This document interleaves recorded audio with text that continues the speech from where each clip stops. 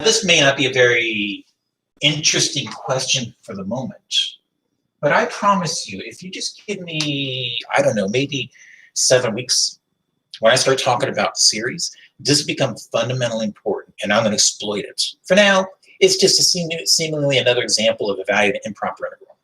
So P is some number, I don't know what it is.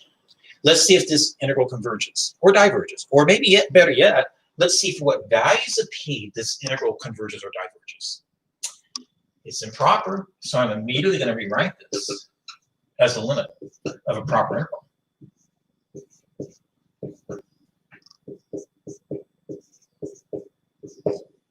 Of course, the integrand is the same thing as this, isn't it?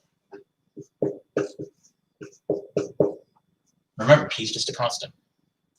So an anti-differentiating,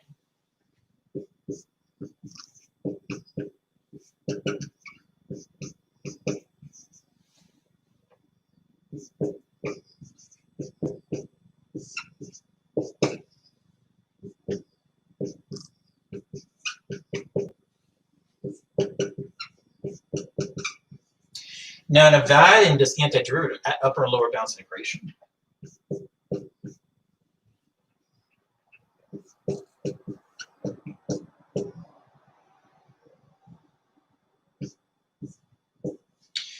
and if you don't mind me using my eraser and rewriting this as a fractional expression, t to the negative p plus 1 is equivalent to 1 over t to the p minus 1.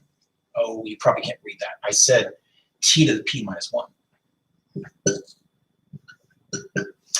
All right, it's time to take a break. Notice if p is strictly less than positive 1, this exponent is negative. I can rewrite this t upstairs to a positive power, excuse me, for which as t increase that bound, that's going to increase that bound as well. I diverge. If p is exactly equal to 1, notice how that anti-differentiates right here just a natural log. But as t increase that bound, it's still going to increase that bound. That improper integral still diverges. So it diverges when p is strictly less than 1, as well as when p is exactly equal to 1.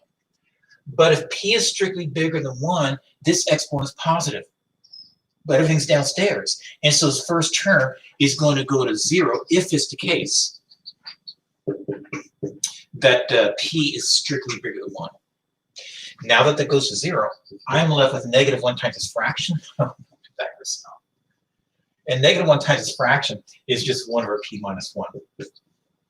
All right, everybody, here's the big deal. Maybe not for today, but for a few weeks from now. The big deal is this. I have just proven that the limit, excuse me, I misspoke, didn't I? I've just proven that this improper integral evaluates to 1 over p minus 1, provided p is strictly bigger than 1. So do you mind if I get something out of the way real quick before I finish what I want to discuss for this section?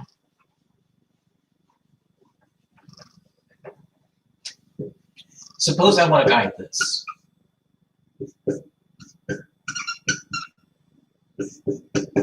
Rewriting as the limit of a proper integral.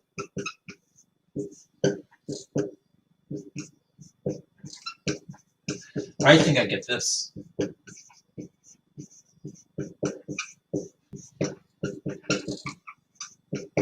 I hope you agree. Why go through all this work in reality? This improper integral has these bounds of integration. Its integrand is of that form. P clearly is equal to 3/2, which clearly is strictly bigger than 1. So why not just state the answer? With what I've just proven, this evaluates to nothing more than 1 over my p minus 1, which is this. And be done with it.